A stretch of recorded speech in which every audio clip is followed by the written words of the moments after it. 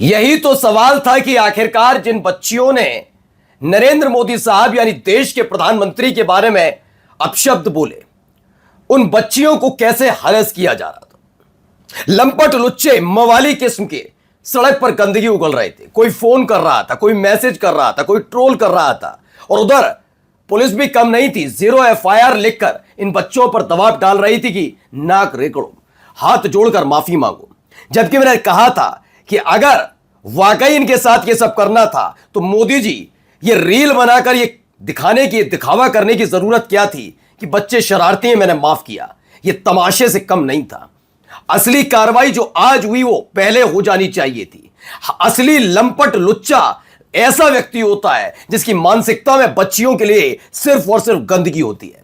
लेकिन ना गोदी मीडिया के पुरुष एंकर और ना वो महिला एंकर जो छोटी सी छोटी बात पर आहत होकर कहती हैं कि मैं तुम्हें अदालत में खींचूंगी, उस व्यक्ति की तरफ से की गई घिनौनी टिप्पणी पर बिल्कुल भी आहत नहीं हुए। इस देश के प्रधानमंत्री आहत नहीं हुए, इस देश का गृह मंत्री आहत नहीं हुआ, इस देश की कोई सरकारें आहत नहीं हुई इस देश की पुलिस। लेकिन आखिरकार कार्रवाई हुई है। ये देख रहे हैं, ये गिरेवा पकड़ा और घसीट कर ले गए। वो व्यक्ति जो छात्र आंदोलन के दौरान छोटी छोटी बच्चियों के लिए गंदी घिनौनी टिप्पणी कर रहा था। टिप्पणी ये कि ये सारी बच्चियां आई इसी काम के लिए हैं कि इनके साथ कुछ गलत हो, और कुछ गलत कर भी दो तो ये पुलिस के पास नहीं जाएंगी।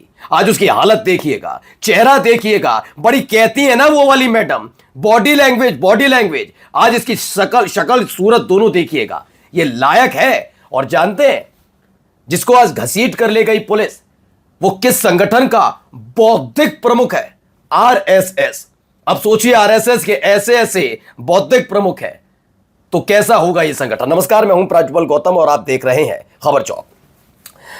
आपको याद होगा दोस्तों, जब छात्र आंदोलन चल रहा था तो अपने अपने तरीके से इस देश का गोदी मीडिया इस छात्र आंदोलन को बदनाम कर रहा था। मैंने तब भी कहा था आपके घर में ही बच्चे होंगे, थोड़ी शर्म कर लीजिए। लेकिन उनको दिहाड़ी बनानी थी, उनको आका को खुश करना था, उन्होंने सारी हदें पार की थी।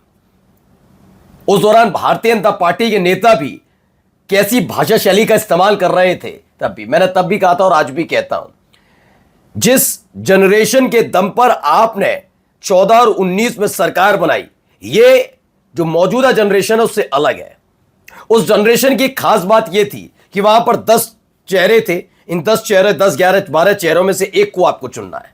और ये नई जनरेशन जानते हैं क्या कहती है? कि हम जिसे चुनेंगे वो नेता बन जाएगा। इसीलिए बौखलाए हुए हैं। इन सब के बीच RSS का पूर्व बौद्धिक प्रमुख आता है। नाम ही सुन लीजिए, TG मोहनदास। ऐसा नाम सही है, कोई वैसा नाम नहीं है, वरना अब तक तो जिहाद सब चिल्ला पड़ते। अब देखिए, इसके घर से पुलिस घसीट कर ले गई है। इसकी कुछ तस्वीरें दिखाएंगे। पुलिस की मौजूदगी है। पुलिस की मौजूदगी में बीच में खड़ा हुआ नजर आता है। यह तस्वीर देखना बहुत ज्यादा जरूरी हो जाता है। एक एक करके आपको तस्वीरें दिखाते चल रहे हैं। यह अपने आप को बौद्धिक बताता है। मैं ये नहीं कहता किसी पर भी शक्ल, सूरत, कद काठी, रंग, इन पर टिप्पणियां नहीं करता।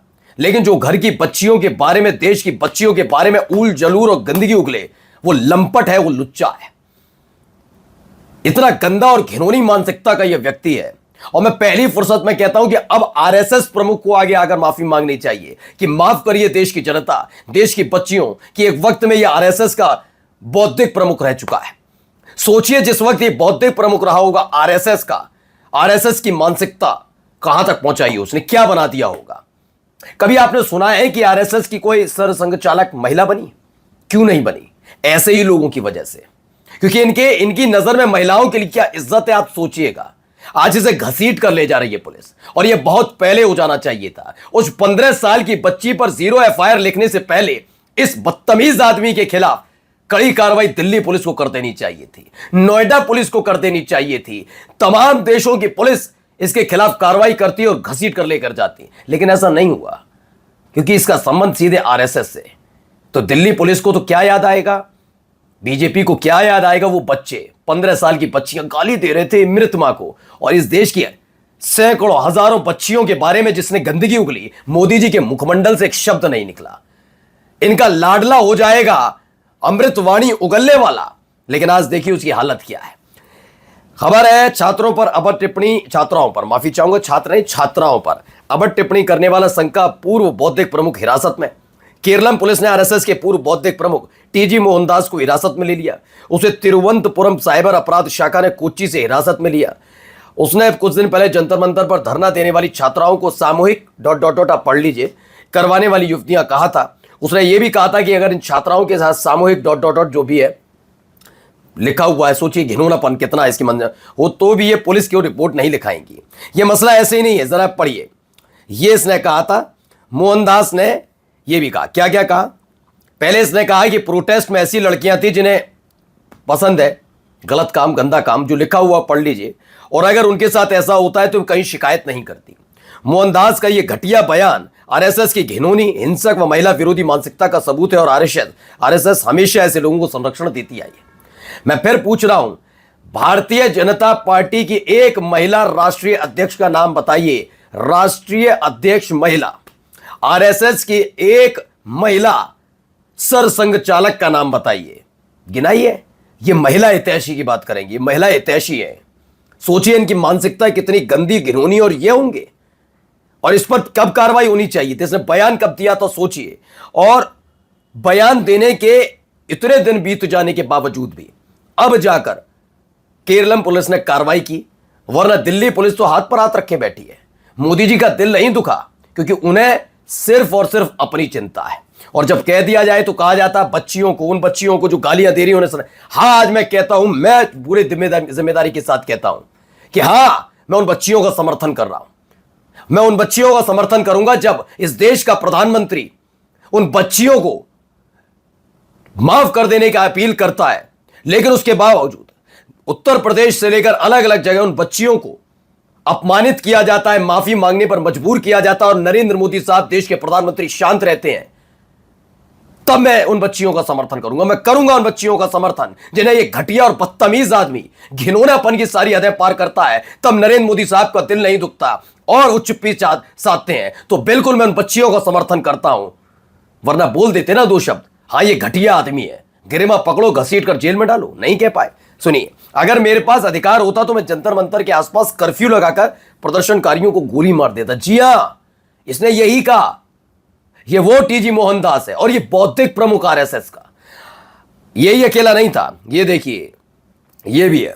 बरगलाकर बेकाकर वहां पर 20-50 हजार बच्चों को, वो जो बेरोजगार पंचर लगाने वाले वहां पर ज्यादा थे, ताला बनाने वाले वहां पर ज्यादा थे, पंचर लगाने वाले मालूम ही है आपको, वो लोग वहां पर ज्यादा थे और छात्र लोग वहां पर कम थे। ये भी मैं आपको जानकारी देना चाहता हूं। और क्या भारत की बेटी या भारत का बेटा मोदी जी के बारे में, उनके परिवार के बारे में इस प्रकार की बातें कर सकते हैं क्या? सोचिए, ये सब एक और था आरएसएस का। ये देखिए, CGP protest anti national should be seen as case study says RSS leader. Anti national, देशद्रोही बताया, बच्चियों के बारे में अभद्र टिप्पणी की। ये रमेश भिदोड़ी नाम का बीजेपी का बदतमीज नेता जो संसद में बदतमीजी कर चुका है, वो देश के छात्रों के बारे में ऐसा बोल रहा था। और मोदी जी का बस दिल दुखा हुआ था उन बच्चियों के मुखमंडल से निकले हुए उन शब्दों पर। इसीलिए तो कहता हूं, स्वार्थ से ऊपर उठिए। अगर इतनी ही चिंता है कि आपके बारे में कोई गंदा बोलता है, तो जो आपके अपने लाडले हैं वो गंदा बोले तो उन पर भी वैसे ही कार्रवाई करवाइए। और ज्यादा ही इसमें भी दुख है, नहीं मैं उन पर कार्रवाई नहीं करूंगा, मेरे खिलाफ कोई बोलेगा तो प्रधानमंत्री का पद छोड़ दीजिए। यकीन मानिए, प्रधानमंत्री पूरे देश के बारे में सोचता है, अपना पराया नहीं करता। नमस्कार।